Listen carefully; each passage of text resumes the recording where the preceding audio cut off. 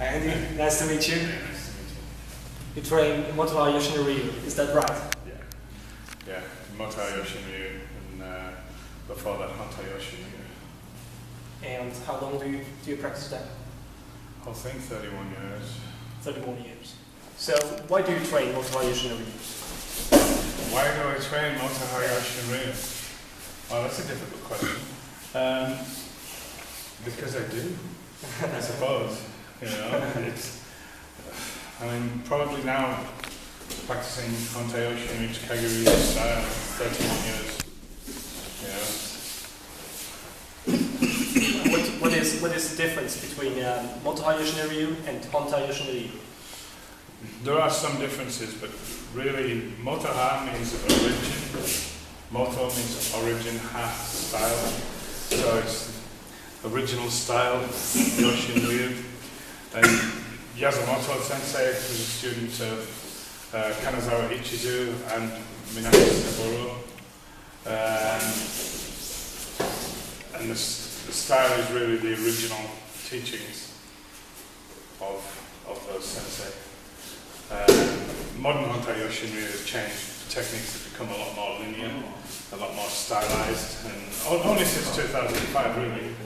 You know, I see now Motoha Yoshin Ryu, there's no difference to the techniques that we practiced in the 80s and the 90s. You know, when Yasumoto Sensei was chief instructor for Honta Yoshin Ryu. So it's really just back to the beginning without the changes. You know, so there's no real difference. You know, there's some different emphasis, which is Yasumoto Sensei's, personal teaching, but very small. You worked so many years as a doorman. Why do you prefer Yoshin Ryu to MMA or kickboxing, for example? I didn't really make a decision to do Honta Yoshin Ryu Kagyu as a doorman. You know, it was just what I was doing. I mean, I think it works very well because of the dealing with body weight and moving people. It's quite politically correct. Things like kickboxing, they're not really suitable for door work, you know, smacking people in the face. Yeah. You know, it's not what's expected. MMA is a sport, you know, rolling around on the ground, that's not good for door work. You have to take people out, next you're just moving people around. You know, and like I said, the decision really wasn't made for door work. You know, I was already doing this before I started that. Okay. And how did you learn? How did you learn? At the beginning? In the beginning, we got introduced to it. We were with World Jujutsu Federation in the beginning, and then there was a problem with World Jujutsu Federation and the Japanese, and we went direct to the Japanese. Yeah. So many times traveling up and down to London, training in Honta Yoshin Ryu. You know, from there, visiting Japan, you know, visiting different countries in Europe and training camps. You know, so a lot of travel. Yeah. And who was your training mate from who you learned skills? I mean, was there a specific one? Lots of different people. I mean, big one, Kyoichi Inai and Soke Honta Yoshin Ryu. I learned lots of things from him. A lot of sense in my own head. A lot of the sense was really made with Yasumoto. You know, he was the first teacher of Honta Yoshin Ryu in Europe. And later, with the new Soke and Honta Yoshin Ryu, things changed. You know, a lot of the techniques changed a little. With Motoha Yoshin Ryu, the techniques are the same. You know, it's like all the old techniques. You know, many of the things that made no sense for me, Yasumoto Sensei opened up. You know, it made a lot of sense. Can you explain to me what's so special about Motoha Yoshin Ryu? What's for you so special about it? Wow, that's a difficult one. I mean, it's the way that it relies on structure. You know, the structure of the body, breaking the structure. It has, I suppose, underlying rules. You know, that many people don't even realize that they're there in the principles of the style. it's easy to make sense of it, and it's all common sense, natural things that work, you know. That's a big difference. I don't see it in other styles. Obviously, Hontai Yoshin Ryu, Takagi Ryu lineage, the authentic styles, they all have this. It's easy to see. But many other martial arts don't have it. It's all really about moving body weight. It's all about learning the human body and learning the weak points. Yeah.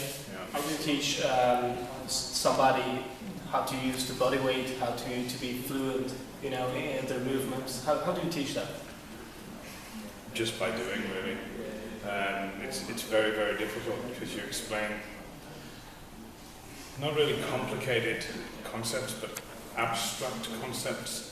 So when I talk to somebody about feel, it's very hard for me to describe what I feel to make you know what I feel. It's impossible. So you just have to try. So we begin with structure, we begin with training and moving through the correct body structure. From there, the students get taught the techniques. And in the basic kata techniques, the Kihon kata, they're really only beginner techniques. They go through the motion and they learn the coordination. And it's only this, there's no resistance, so there should be no resistance at all from the opponent. They learn the ukemi, how to receive the technique. And then later, the ukemi is the escape from the technique, it's the counter to the technique. There's many variations performed correctly. And with the ukemi, the uke means receive, mi means body. We have strong structure, and then they learn to break to weak structure. You just go through teaching them the techniques and pointing them in the right direction, trying to make them understand with words. And hopefully they pick it up little by little. So it's a very gradual process. The biggest part really is knowing it's there. Like you're teaching somebody to feel body weight.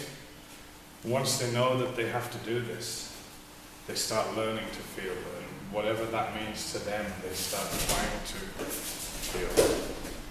If you just show them it like a technique, it's just wham bam, and they never learn to feel. That's the most important part, practicing correctly. Many people treat kata like a self-defense exercise, and it's just thump, thump, thump, thump, thump, and they never learn the higher skills. And in that moment when you've got someone bigger, heavier, stronger, and you have your hands on them, stopping them hit you, you have to feel where they're going, and you have to let them past you.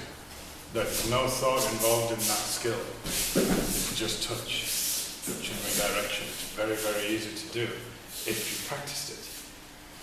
If you want to try stopping somebody that outweighs you by 50 pounds, they're going to run right through you. It will not work. There's a reason that they have weight categories in boxing and judo and karate. You want to start a fight with a man mountain, you're going to lose.